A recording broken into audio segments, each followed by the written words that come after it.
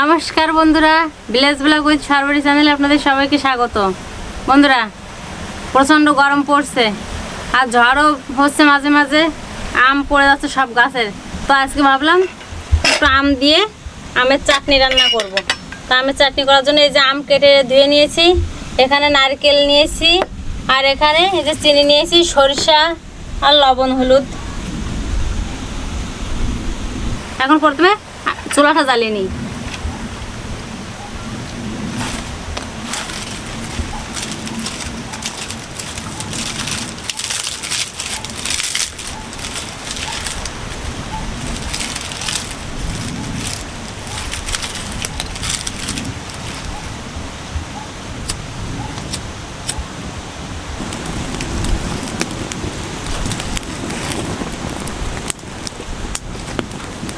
চুলা জ্বালিয়ে নিয়েছি, এখন রান্নার জন্য কড়াই বসিয়ে দেবো।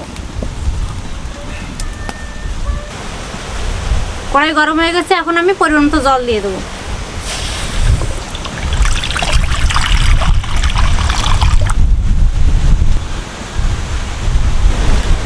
জল গরম হয়ে গেছে, এখন আমি এই যে ধুয়ে রাখা আমগুলো দিয়ে দেবো।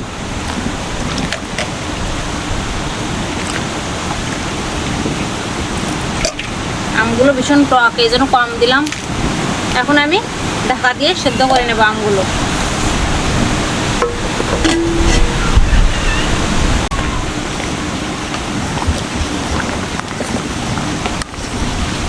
দেখুন বন্ধুরা, আমটা কিন্তু খুব সুন্দর সেদ্ধ হয়ে গেছে। এখন আমি পরিমাণ মতো লবণ হলুদ দিয়ে দেবো।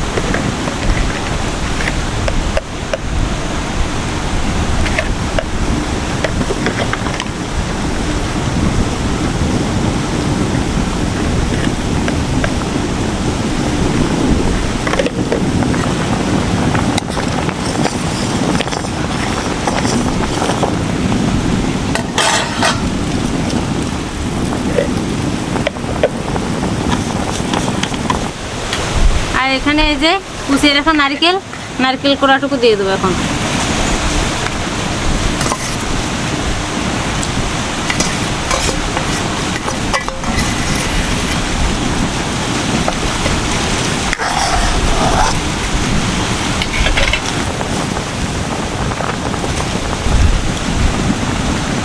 আজকে প্রচন্ড বাতাস, এই জন্য রান্না করতে খুব সমস্যা হচ্ছে, তাই না?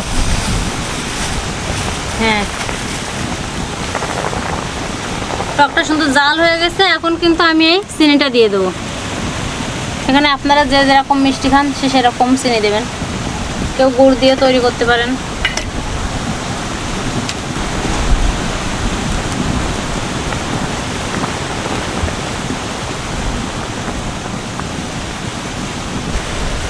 এখন আমি টকটা নামিয়ে তেলের উপরে দেবো।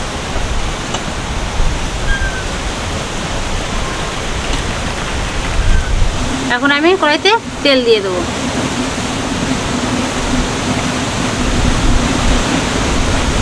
তেল গরম হয়ে গেছে, ফোড়নে দিয়ে দেবো সরষে আর শুকনো লঙ্কা।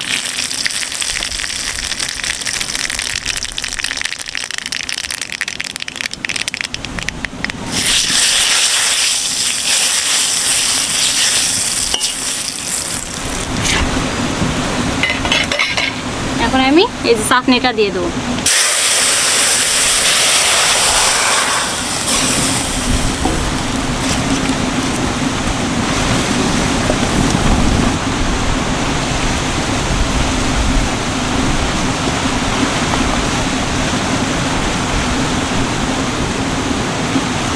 আমার আমের চাটনি রান্না হয়ে গেছে, এখন আমি নামিয়ে নেব।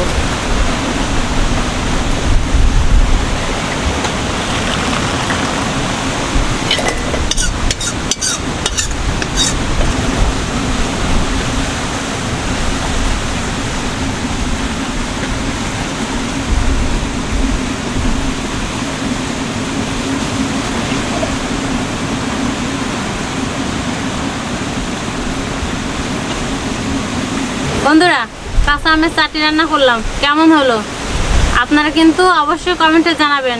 আর এভাবে একবারের জন্য হলেও বাড়িতে কাঁচা আমের চাটনি রান্না করে খাবেন, নারকেল দিয়ে, চিনি দিয়ে।